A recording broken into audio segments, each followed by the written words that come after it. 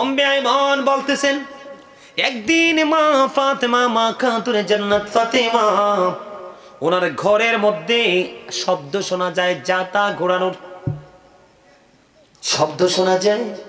তখন ওই উম্মে আইমান বলতেছেন আমি কি করলাম, ফাতেমার ঘরের দিকে আমি নজর দিলাম, নজর দিয়ে চাইয়া দেখি খাতুনে জান্নাত ফাতেমা ঘুমিয়ে আছে। তার যে সন্তান হযরতে হাসান রাদিয়াল্লাহু তাআলা আনহু তিনিও ঘুমাচ্ছে, কিন্তু জাতা ঘোরানোর শব্দ তিনি শুনতে পাচ্ছে। অটো এটা ঘুরতেছে, জোরে জোরে কন্যা সুবহানাল্লাহ, আর জোরে বলেন না সুবহানাল্লাহ। ও বন্ধু, হযরতে হাসান রাদিয়াল্লাহু তাআলা আনহুর কাছে কে জানি বন্ধু প্রহারা দিচ্ছে। মা খাতুনে জান্নাত ফাতেমা ঘুমায় রে, কিন্তু ওনার কাজ তো অটোমেটিক্যালি হয়ে গেছে। তিনি আওয়াজ শুনতে পাচ্ছে, কিন্তু প্র্যাকটিক্যালি তিনি কিছু দেখতে পায় না। ওনার ঘরের দিকে নজর দিয়ে চাইয়া দেখলেন, কিছু দেখা যায় না। ও বন্ধু, ওনার ঘরে কিন্তু কাজটা চলমান আছে। বন্ধুরে আমার, তিনি কোনো চিন্তা করতে না পেরে দৌড়ে চলে গেলেন। যাইতে যাইতে প্রাণের নবীর কাছে চলে গেলেন, যে বললেন ইয়া রাসূলুল্লাহ, ইয়া হাবিব আল্লাহ, নবী গো, ও প্রাণের নবী, নবী গো, ফাতেমার ঘরের মধ্যে দেখতে পাইলাম ফাতেমা ঘুমিয়ে আছে। আপনার কলিজার টুকরা হাসান রাদিয়াল্লাহু তাআলা আনহু ঘুমিয়ে আছে, কিন্তু ফাতেমার ঘরে জাতার শব্দ শুনতে পেলাম। অটোমেটিক্যালি এটা ঘুরছে, কাজ চলমান আছে। ইয়া রাসূলুল্লাহ, এটা কেমন করে সম্ভব? এবার মা খাতুনে জান্নাত ফাতেমার মর্যাদা বোঝানোর জন্য আমি আপনাদেরকে বলে দিতে চাই।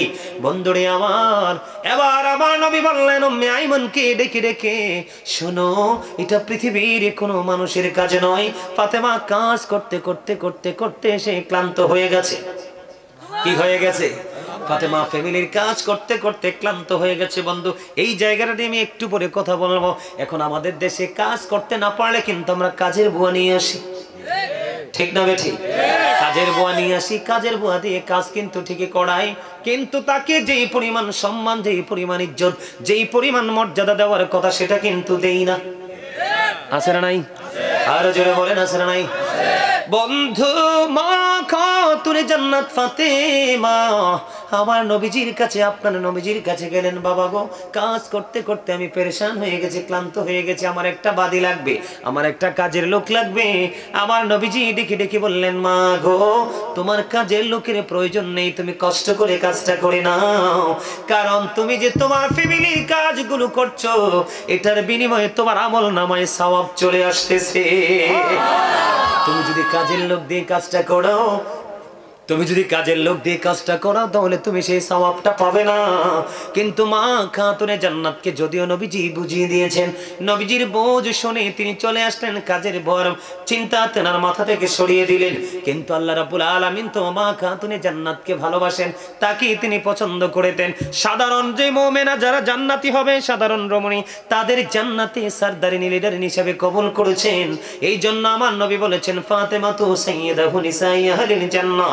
আমার নবী বলেছেন, ও পৃথিবীর নারীরা, মুমিন মুমিনা যারা, তোমাদেরকে আমি জানিয়ে দিলাম, আমি নবী, তোমরা টেনশন করো না, চিন্তা করো না, তোমাদের সরদারিনী জান্নাতি লিডারিনী হবে আমার কলিজার টুকরা ফাতেমা।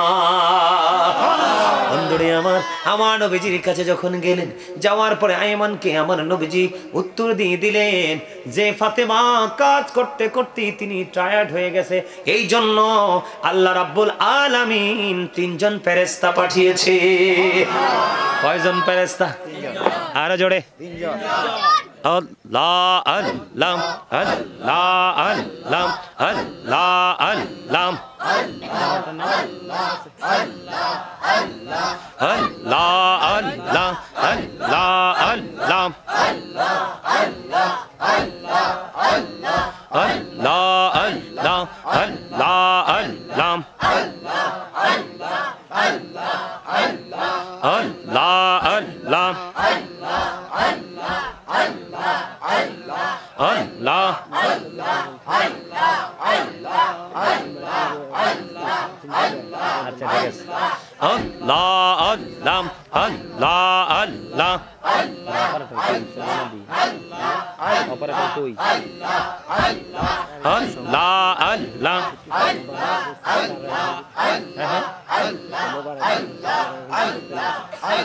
আরে গানটা আরে না রাজ্যের টাইম আল্লাহ আল্লাহ আল্লাহ আল্লাহ আল্লাহ আল্লাহ আল্লাহ আল্লাহ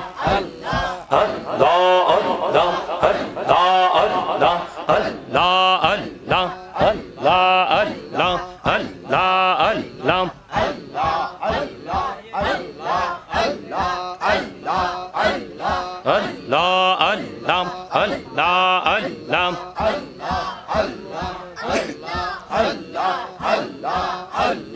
আল্লাহ আল্লাহ কি সমস্যা কি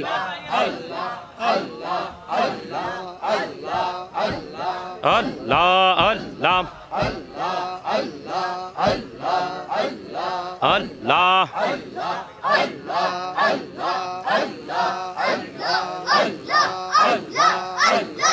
লা ইলাহা ইল্লাল্লাহ মুহাম্মাদুর রাসূলুল্লাহ সাল্লাল্লাহু আলাইহি ওয়াসাল্লাম। জোরে জোরে বলেন আলহামদুলিল্লাহ। আরে আরে জোরে আলহামদুলিল্লাহ। আলহামদুলিল্লাহ ওটা তো মজা হয় না। আলহামদুলিল্লাহ। মা খাতুনে জান্নাত ফাতেমা ওনার জন্য আল্লাহ রাব্বুল আলামিন সাহায্য করার জন্য পাঠিয়ে দিলেন ফেরেশতা। আমরা বর্তমান যুগের মা বোনদেরকে বলে দিতে চাই, তারা ফেরেশতাদের কাছ থেকে সাহায্য পাওয়া তো দূরের কথা, নিজের পেটের সন্তানের কাছ থেকেও তারা সাহায্য পায় না। ঠিক না ঠিক? কারণ বন্ধু সন্তান গর্ভে নিয়ে ভালো কাজ করেনি, পৃথিবীতে আসার পরেও সন্তানকে সঠিক শিক্ষাটা দেয়নি, এই জন্য পৃথিবীর নারীরা তারা দামি হতে পারে না। কি বুঝতে পারলেন? মা ফাতেমার ইজ্জত দাম আছে না নাই? এই জায়গাটা মা বোনদের ফলো করার দরকার আছে না? আরে যারা বলেন না, মা খাতুনে জান্নাত ফাতেমা তিনি কি করবে? আমার নবীজির কাছে যাওয়ার জন্য প্রস্তুতি নিলেন। উনি ওনার ঘর থেকে নবীজির হুজরার মধ্যে যাবে, যাওয়ার জন্য বন্ধু প্রস্তুতি নিলেন। মা ফাতেমা প্রস্তুতি নিয়ে বন্ধু ঘর থেকে বের হলো। বের হওয়ার পরিচয় দেখলেন একটা উট এসে মা খাতুনে জান্নাত ফাতেমার ঘোড়ের সামনে এসে হাজির হয়ে যায়। আর জোরে বলেন না সুবহানাল্লাহ। কি হয়ে যায়? উট এসে হাজির হয়ে যায়। বন্ধু উট কি কথা বলতে পারে? কথা বলতে পারে না। ওই যে আমার আগে যিনি আলোচনা করেছেন আমার ভাই, তিনি বলেছেন যে নবীজির প্রেমে কুকুরের জবান খুলে গেছে। ও বন্ধু, আমার নবী মা ফাতেমাকে এত বেশি ভালোবাসতেন, যখন আমার নবীজির কাছে মা ফাতেমা আসতেন তখন আমার নবীজি দাঁড়িয়ে যেতেন, মা খাতুনে জান্নাত ফাতেমাকে বসার জন্য সুযোগ করে দিতেন। আর জোরে কন্যা সুবহানাল্লাহ। আর জোরে। আমি যদি আপনাদেরকে ছোট্ট করে বুঝাইতে চাই বন্ধু, মর্যাদা বোঝানোর জন্য বলছি। একদিন আমার নবীজি রাসূলের কলিজার টুকরা ইমাম হাসান হুসাইন দুই ভাই আছে না নাই? বন্ধুরে আমার, একদিন হুসাইন নবীজিকে বললেন, না গো আজকে তুমি ঘোড়া হইবা আর সেই ঘোড়ার সওয়ার হব আমি। কাকে ডেকে ডেকে বলছেন? আপনার আমার প্রাণের নবীকে ডেকে ডেকে বলছেন। এবার নবীজিকে নানাকে ঘোড়া বানালেন, আমার নবীর উপর বন্ধু সওয়ার হলেন। সওয়ার হওয়ার পরে আমার নবীকে ডেকে ডেকে বললেন, নানা গো বলো না কে দামি, তুমি না কি আমি? প্রশ্ন কি করছে বুঝতে পারছেন না আপনারা? কে প্রশ্ন করছে? ইমাম হুসাইন রাদিয়াল্লাহু তাআলা আনহু আমার নবীকে প্রশ্ন করলেন। আমার নবীকে প্রশ্ন করলেন, নানা গো বলো না তুমি দামি নাকি আমি দামি? এবার আমার নবী ডেকে ডেকে বললেন, নানা গো তুমি বলো না কে দামি, তুমি বলো। এবার ইমাম হুসাইন ডেকে ডেকে বলছেন, নানা নানা গো তোমার চাইতে আমি দামি। এবার আমার নবী একটা ডাক দিয়ে বললেন, নানা গো বলে দাও না কেমন করে তুমি দামি? নবীজি খবরটা জানে কি জানে না? নবীজির জানার ক্ষমতা আছে না নাই? বন্ধুরে আমার, এবার ইমাম হুসাইন ডেকে ডেকে বলে, আমার নানা রাহমাতুল লিল আলামিন, তোমার নানা তো আমার নানার মতো না। নানা নানা গো আমার বাবা শেরে খোদা আলী, তোমার বাবা তো আমার বাবার মতো না।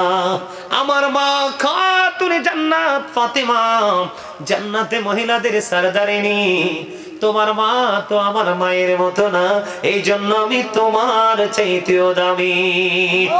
আমার নবীজি কলিজার টুকরা হুসাইনের, ছোট্ট হুসাইনের বিচক্ষণতা দেখে, তার বিবেকের প্রসারিত অবস্থা দেখে আমার নবী আশ্চর্য হয়ে গেলেন বন্ধু।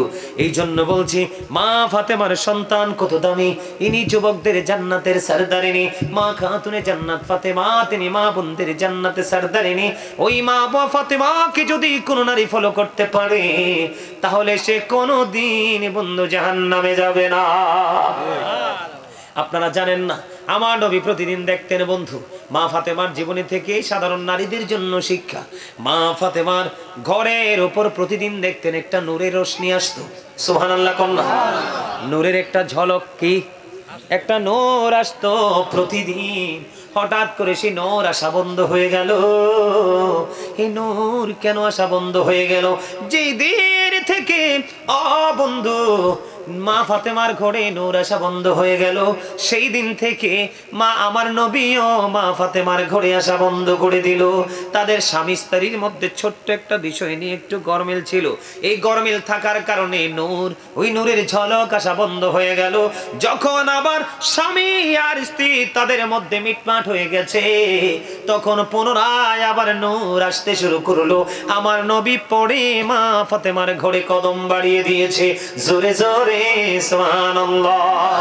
বন্ধুরে আমার, এখনকার বউরা, এখনকার শ্বশুরদের কাছে যদি বউ কিছু বলে, মেয়ের কথা বিশ্বাস করে জামাইকে মারতে আসে। কথা কন না কেন? আসে না? জামাইকে মারতে আসে। অথবা অনেক শ্বশুর আছে জামাইয়ের কাছে আসে না, দূরে গিয়ে জামার বিরুদ্ধে একটা নারী নির্যাতন অথবা যৌতুকের মিথ্যা মামলা দেয়। কিন্তু শ্বশুর বুঝতে চায় না দোষটা আমার মেয়েরও তো হতে পারে। নারীরা যদি মা ফাতেমার দিকে তাকায়, তাহলে পর্দা কি জিনিস তারা বুঝতে পারবে। নারীরা যদি মা ফাতেমার দিকে তাকায়, তাহলে স্বামীকে কিভাবে স্যালুট জানাতে হয় সেটা তাদের জানতে পারবে। কিন্তু এখন তাদের সেই ফিলিংস নেই। তাদের ফিলিংস হলো বেশি বেশি খাওয়া, বেশি বেশি পড়া, বেশি বেশি ঘুমানো। আমল আখলাক কোনোটাই তাদের মধ্যে নাই। কারণ মা ফাতেমা তো থাক দূরের কথা, এখন নবীজির কথাও মানুষ শুনতে চায় না। কথা বলেন না কেন? নবীজিকে নিয়ে কথা বললে বন্ধু অনেকেই সহ্য করে না। কারণ দিন দিন মুমিনের সংখ্যা কমে যাবে, সঠিক বিচক্ষণতা বোধ সম্পন্ন মানুষের সংখ্যা কমে যাবে, পৃথিবী থেকে শিক্ষা হারিয়ে যাবে, হক্কানি আলেমগুলো মৃত্যুবরণ করবে, তাদের সিনাই করে তারা কবরে এলেম নিয়ে যাবে। পৃথিবী বন্ধু এলেম শূন্য হয়ে যাবে, সাধারণ একটা সমস্যার সমাধানও দিতে পারবে না। এত বেশি মূর্খতা পৃথিবীতে বেড়ে যাবে। বন্ধুরি আমার, মা বোনদেরকে বলবো, আল্লাহ রাসূল বলেছেন, আল মারওয়াতু ইযা সাল্লাত খামসাহা ওয়া সাবাত শাহরাহা ওয়া ইহসানাত ফারজাহা ওয়া তুআদ বালাহা ফালতাদখুল মিন আইয়াবিল জান্নাতি শাআত। আমার নবী বলেছেন, যে স্ত্রী লোক 5 ওয়াক্ত নামাজ পড়বে, রমজান মাসে রোজা রাখবে, লজ্জাস্থানকে হেফাজত করবে, স্বামীর কথা মেনে চলবে, ওই নারীর জন্য 8টা জান্নাতের দরজাই খোলা থাকবে। সে যেটা দিয়ে মন চায় সেটা দিয়েই সে প্রবেশ করতে পারবে। তাহলে নারীদের জান্নাত সহজ না কঠিন? আর জোরে বলেন না, সহজ না কঠিন? বন্ধু, আপনার মুরাদনগরী রঘুরামপুরের আমার মা বোনেরা, ও বন্ধু, টাকা নিয়ে দাঁড়িয়ে আছে, এক জায়গা থেকে আরেক জায়গায় যাবে, গাড়ির সিট নাই, যাইতে পারে না। আমি এক্সাম্পল দিচ্ছি, সাধারণ মানুষ তো আপনারা বোঝানোর জন্য পারেনি যাইতো। হাত দেখাইলেও গাড়ি দাঁড়ায় না। তৎকালীন সময় তো এত গাড়ির কোনো ব্যবস্থা ছিল না। মা ফাতেমা তার বাবার কাছে যাবে, বাবাকে দেখতে যাবে। বন্ধু রওনা হলো, তিনি বের হয়ে আসার আগে ও মা খাতুনে জান্নাত ফাতেমার ঘরের সামনে এসে হাজির হয়ে গেছে। জোরে জোরে বলুন না সুবহানাল্লাহ। বন্ধুরে আমার, এবার ওট মা ফাতেমার সামনে এসে তার জবান খুলে গেল। মা ফাতেমার সাথে ওট কথা বলতে শুরু করলো। রে রাসূলের কলিজার টুকরা ফাতেমা, আপনি কোথায় যাবেন? আমি আমার বাবার কাছে যাব। এবার ফাতেমাকে উটটা বললেন, আপনি আমার উপর সওয়ার হন, আমি আপনার বাবা পর্যন্ত নিয়ে যাব। মা খাতুনে জান্নাত ফাতেমা কি করলেন বন্ধু, উটটার গায়ের মধ্যে টাচ করলেন, তাকে মেসেজ করে দিলেন। মেসেজ করে দেওয়ার পরে এবার তাৎক্ষণিকভাবে উটটা মাটিতে শুয়ে পড়লো, আর তাৎক্ষণিকভাবে বন্ধু উটটা মৃত্যুবরণ করে। জোরে জোরে কন্যা আল্লাহু আকবার। মা ফাতেমাকে হেল্প করার জন্য উট এসেছে। কেন এসেছে? উনি অনেক বেশি দামি, এত বেশি দামি যিনি সাধারণ জান্নাতীদের সরদার, লিডারিনী। জোরে জোরে কন্যা সুবহানাল্লাহ। সাধারণ জান্নাতি নারীদের সরদারিনী মা খাতুনে জান্নাত ফাতেমার জীবন যদি আপনি তালাশ করেন, এদিকে তাকান, যেই মহিলা 5 ওয়াক্ত নামাজ পড়বে, মা খাতুনে জান্নাত শুধু 5 ওয়াক্ত নামাজ না, তিনি সারা রাত ভর ইবাদত করেছেন। দুনিয়ার কাজ করার সময় আল্লাহর জিকিরে তিনি ব্যস্ত থাকতেন, দিবা রাত্রি সব সময় তিনি আল্লাহর গোলামে তিনি মসজিদে থাকতেন। কিন্তু আমাদের মা বোনদেরকে সেটা ফলো করতে হবে বন্ধু। তারপরে বন্ধু সবচেয়ে বড় কথা হলো লজ্জাস্থানকে ঢাকা।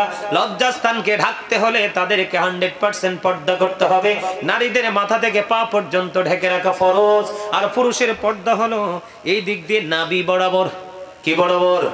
নাভি থেকে পায়ের টাকনোর উপর পর্যন্ত ঢেকে রাখা ফরজ। পুরুষরা যখন এই নাভি বরাবর কি কোনোভাবে কিন্তু নাভির নিচে যাওয়া যাবে না। আল্লাহ বলেছেন লিবাসুত তাকওয়া যালিকা খায়র, আল্লাহর কাছে সবচেয়ে উত্তম পোশাক হলো তাকওয়ার পোশাক। ও বন্ধু, যেটা শরীয়ত সম্মত আল্লাহ শিখিয়ে দিয়েছে, লুঙ্গি পরেন আপনার নাভি বরাবর রাখতে হবে, প্যান্ট পরেন নাভি বরাবর রাখতে হবে, ট্রাউজার পরেন নাভি বরাবর রাখতে হবে উপর দিয়ে, আর নিচের দিক দিয়ে টাকনোর উপরে রাখতে হবে। এই কন্ডিশনে পোশাক পরা ফরজ। আমার সুবহানাল্লাহ কন্যা কিল্লে।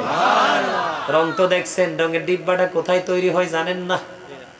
কি দুনিয়াটা কখনো দেখেন লাল, কখনো দেখেন সাদা, কালো কিন্তু কখনোই দেখেন না। দু চোখ খাটার পরে দেখবেন শুধু কালো। বুঝে নিতে হবে। বুখারী শরীফের মধ্যে এসেছে, একটা পুরুষ শুধু পোশাকটাও অসভ্য পোশাক পরার কারণে, শরীয়তের সীমা লঙ্ঘন করার কারণে, একটা পুরুষ এই পোশাকের কারণে সে জাহান্নামে যাবে। আরে আওয়াজ তুলে বলেন না নাউজুবিল্লাহ। আরো জোরে। কি বুঝে আসছে? আমার নবী কি কইছে? সেই মহিলা 5 ওয়াক্ত নামাজ পড়বে, কি করবে? এখন 5 ওয়াক্ত নামাজ পড়লে লাভ না লস? কেমন লাভ কইতাম নি? মা ফাতেমা সাথে সাথে নামাজ পড়েনি, সাথে সাথে সারাদিন সারা রাত কাজের ক্ষেত্রে জিকির করেনি, হাতে করেছে দুনিয়ার কাজ, কলবে ছিল মাওলার জিকির। তার কারণ কি? ও বন্ধু, সালাতুল খামস, 5 ওয়াক্ত নামাজ, ওয়াল জুমআতু ইলাল জুমআ ওয়া রমাদানু ইলা রমাদান মুকাফফিরাতুল লিমা বাইনাহুন্না ইযা তুনিবাতিল কাবাইর। আমার নবী বলেছেন 5 ওয়াক্ত নামাজ যদি আপনি পড়তে পারেন, আমি আমার মা বোনদেরকে বলবো এবং আপনাদেরকেও বলবো, পুরুষ হোক নারী হোক, 5 ওয়াক্ত নামাজ যে ব্যক্তি পড়বে, আমার দিকে তাকান, আমি একটু ভালো করে বলি, ফজর থেকে জোহর পর্যন্ত গ্যাপ আসেনি? জোহর থেকে আসর, আসর থেকে মাগরিব, মাগরিব থেকে ঈশা পর্যন্ত আসে না? এই যে নামাজ পড়ার পরেও কিন্তু মানুষ অন্যায় করে না? ফজর পড়ার পরে অন্যায় করলো, জোহরের নামাজ পড়লো, মাফ হয়ে গেল। সুবহানাল্লাহ কন্যা। আপনি 5 ওয়াক্ত নামাজ পড়বেন, গেফের গুনাহগুলো মাফের জন্য যথেষ্ট হয়ে যাবে। ওয়াল জুমআতু ইলাল জুমআ, এটা পুরুষের জন্য, কারণ নারীদের মসজিদে যাওয়া জায়েজ নাই। আল্লাহর হাবিব বলেছেন নারীদের সর্বোত্তম মসজিদ হলো তার ঘরের অভ্যন্তর। নারীদের বারান্দার নামাজের চাইতে অনেক উত্তম তার কামরা, তার রুমের নামাজ। সুবহানাল্লাহ বলেন না? একটা পুরুষ যখন যথা নিয়মে জুমার নামাজ পড়বে, মাঝখানে একটি সপ্তাহ গ্যাপ যাবে, আবার তিনি পুনরায় জুমার নামাজ পড়বে। আমার নবী জানিয়ে দিয়েছেন বন্ধু, এই গ্যাপের মধ্যে আগের জুমা এবং পরের জুমার কারণে আপনার গ্যাপের সবগুলো গুনাহ আল্লাহ মাফ করে দিবে। এর মধ্যে আরেকটা মজা আছে, আপনাদেরকে বলে দিতে চাই। যেই ব্যক্তি জুমার দিনে সবার আগে মসজিদে যাবে এবং বের হওয়ার পরে সবার পরে বের হবে, আমার নবী বলে দিয়েছেন উম্মত, জুমার দিনে যেই ব্যক্তি সবার আগে মসজিদে যাবে এবং সবার পরে মসজিদ থেকে বের হবে, বের হয়ে যখন সে তার বাড়ির দিকে রওনা দিবে, তার প্রত্যেকটা কাইকে কদম না কাইক, আপনারা কি বলেন? সাধারণ ভাষায় বলছি, আপনি কাইক বা কদম যেটাই বলেন, প্রত্যেকটা কদম বা প্রত্যেকটা কাইকের বিনিময় আপনার আমল নামায় 1 বছরের নফল ইবাদতের সওয়াব দেওয়া হবে। তাইলে এর চেয়ে দামি নিয়ামত আর কিছু হইতে পারেনি। কথা বলেন না, এর চেয়ে দামি আর কিছু হইতে পারেনি। আমার নবী বলেছেন ওমরা রমাদান ইলা রমাদান, এক রমজান থেকে আরেকটা রমজানের মাঝখানে বন্ধু 360 দিনে ধরেন 1 বছর।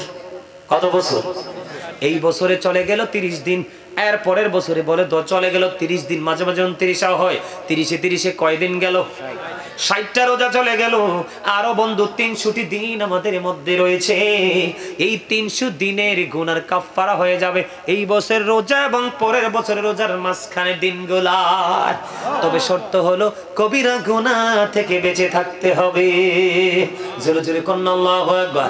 এই জন্য মা খাতুনে জান্নাত ফাতেমা তিনি এত বেশি আমল করতেন, নফল ইবাদত করতেন, বেশি বেশি করে জিকির করতেন। কারণ আপনি যত বেশি আল্লাহর জিকির করবেন আল্লাহ আপনার জিকির করবে। মা ফাতেমা এই জন্য বেশি বেশি করে নফল ইবাদত করতেন। নফল ইবাদতের মধ্যে একটা নফল ইবাদতের কথা বলবো, কারণ আমার আলোচনাই হলো মা ফাতেমার জীবন থেকে তত্ত্ববহুল আলোচনা। বন্ধু আমি আপনাদেরকে বলি, মাগরিবের নামাজের পরে 6 রাকাত তাওবিন আছে না নাই? কথা কয় না, আর জোরে কি মনে করছেন? কিরামান কাতিবিন কাঁদে বসিয়া সকল কর্ম লিখিতেছে হুকুম নিয়া, আল্লাহর হুকুম নিয়া। 40 কদম হাঁটিয়া আসবিরি সজন, মন করে নাকির হাজির হইবিরি তখন। ঠিক নেই? আইবনি ফেরেশতা, মরতে হইবনি। সিসি ক্যামেরা দূরে আসেনি। এই জন্য বন্ধু জোরে জোরে আওয়াজ দিতে হবে। আমার নবী বলেছেন মাগরিবের নামাজের পরে যদি কেউ 6 রাকাত তাওবিন নামাজ পড়ে, আপনার প্রয়োজন ছাড়া কোনো কথা বলা যাবে না। প্রয়োজন থাকলে বলতে পারবেন যতটুকু প্রয়োজন। আমার নবী বলেছেন মাগরিবের নামাজ শেষ করার পরে কেউ যদি বন্ধু 6 রাকাত তাওবিন নামাজ পড়ে, একদিনের তাওবিন পড়ার কারণে তার আমল নামায় 12 বছরের নফল ইবাদতের সওয়াব দেওয়া হবে। জোরে জোরে সুবহানাল্লাহ সুবহানাল্লাহ ওয়ালহামদুলিল্লাহ লা ইলাহা ইল্লাল্লাহ। মোহাম্মদ ওমা সুবহানাল্লাহ আলহামদুলিল্লাহ লা ইলাহা ইল্লাল্লাহ লা ইলাহা ইল্লাল্লাহ লা ইলাহা ইল্লাল্লাহ। ও শাহাদাতের বাণী ঠোঁটে আসিলেন কাবুলি বলা, মক্কাতে ফুটিল রবি নূরে মিন্ন রে আলা। সুবহানাল্লাহ ওয়ালহামদুলিল্লাহ লা ইলাহা ইল্লাল্লাহ লা ইলাহা ইল্লাল্লাহ মুহাম্মাদুর রাসূলুল্লাহ সাল্লাল্লাহু আলাইহি ওয়াসাল্লাম। জোরে জোরে কোন আলহামদুলিল্লাহ। এও খাবারে লবণ না দিলে খাইতে পারবেন নি? কেন? হ্যাঁ, টেস্ট নাই, তার মানে মজা হয় না। সোজা কথা কোন, মজা হয় না। খাবারে লবণ না দিলে যেমনি মজা হয় না, আল্লাহ আল্লাহ রাসূলের সাথে প্রেম করতে না পারলেও আমল মজা লাগে না। আপনি আমল করার আগে একটু প্রেম করেন। জিকির করলাম, ওয়াজ করতেছি, টাইম না আমি, আর আপনারা মনে মনে করেন আমরা দুর্বল হয়ে গেছি। এটা কি উচিত কথা? কথা বলেন, এটা কি উচিত? এতগুলো মানুষ জিকির করলে তো ফাড়াই লাউনের কথা। জিকিরের আওয়াজ তো বালা না, করে না যে এতক্ষণে কইছে কামের কথা। আমার দিকে চান, এই জবান কিন্তু বোট বাদাম খাওয়ার জন্য, গিবত করার জন্য, দোয়ানে বইয়া বইয়া খালি এই জনের বদনাম এই জনের বদনাম করার জন্য দিছে না। আল্লাহ জবান দিছে আল্লাহর জিকির করার জন্য। তো কি জবাব দিবেন আল্লাহর কাছে যাইয়া? আল্লাহ না কইছে শক্ত করে বানবো, হিসাব নিব। আল্লাহ কইছে সাবধান হও, বাঁচতেও পারতা না, মরতেও পারবা না, পালাতেও। তাহলে আমাদেরকে কি করতে হবে? সাবধান হওয়া। আপনি কি সহজ মনে করছেন? এই কারণে বন্ধু যারা বুজুর্গ হয়েছে, যারা আল্লাহর ওলি হয়েছে, একটু যদি আমি অ্যাড করতে যাই, হযরতে রাবিয়া বসরি নাম আপনারা শুনছেননি? হযরতে রাবিয়া বসরি বন্ধু লুকিয়েছে। হাসান বসরি বলতে পারলো না, কিন্তু হাসান বসরি যখন লুকাইলো, রাবিয়া বসরি তাৎক্ষণিকভাবে বলে দিল। এখানে কি পাওয়ারের একটু বেশ কম আছে বলে মনে হয় না? কথা বলেন না কেন? আরো জোরে কোন বন্ধু, বুঝে নিতে হবে হযরতে রাবিয়া বসরি তিনি একজন আল্লাহর ওলি ছিলেন। ঘরের মধ্যে কোনো প্রদীপ নাই, ঘরের মধ্যে কোনো বাতি নাই, ঘরের মধ্যে কোনো মোম নেই। হঠাৎ করে দেখা যায় রাবিয়া বসরির ছোট্ট কুটির, এটার মধ্যে প্রদীপ জ্বলতেছে। পরে চাইয়া দেখলেন যে প্রদীপটা কোত্থেকে জ্বলে। ওনার এই আঙ্গুলের মাথা থেকে মোমের মতো প্রদীপ জ্বলে, আর এই প্রদীপের আলোয় পুরো ঘর আলোকিত হয়ে গেছে। বন্ধু, নারী হোক বা পুরুষ হোক, আল্লাহর প্রিয় হতে পারে। আল্লাহর প্রিয় হওয়ার জন্য যদি শর্ত হলো ইমানদার হতে হবে। কি করতে হবে? ইমানদার হতে হবে। 2 নাম্বার শর্ত হলো আল্লাহকে ভয় করতে হবে। আল্লাহ বলেছেন আল্লাযীনা আমানু, যারা ঈমান এনেছে, ওয়া কানু ইয়াত্তাকুন, এবং তাকওয়া অবলম্বন করেছে। আল্লাহ বলেছেন লাহুমুল বুশরা, তাদের জন্য সুসংবাদ, ফিল হায়াতিদ দুনিয়া, দুনিয়ার জীবনে, ও ফিল আখিরা, এবং পরকালের জীবনে। জোরে জোরে সুবহানাল্লাহ। বন্ধুরে আমার, যারা বন্ধু আল্লাহর প্রিয় হয়েছে, সাধারণ আল্লাহর ওলি, তারা তো নবীর আহলে বাইত, নবীর বংশধরের অন্যতম সদস্য মা খাতুনে জান্নাত ফাতেমা। এই কারণে বেশি বেশি করে তারা দুনিয়ার আরামায়েশ, তারা দুনিয়ার খাবার দাবারের চাইতে সবচেয়ে বেশি মজা পেতেন আল্লাহর গোলামি করে। এই জন্য আপনি তাদেরকে ফলো করতে হবে, মা বোনদেরকে তাদেরকে ফলো করাতে হবে। আপনারা আলেমদের সাথে সম্পর্ক করে, আলেমদের মাধ্যমে ছোট্ট ছোট্ট করে লাইব্রেরি থেকে বা বিভিন্ন জায়গা থেকে এইগুলো সংগ্রহ করে করে তাদেরকে দিবেন। তারা এগুলো পড়বে, তারা জানবে, জানার পরে তারা মানবে। না জানলে কখনোই মানা যায় না।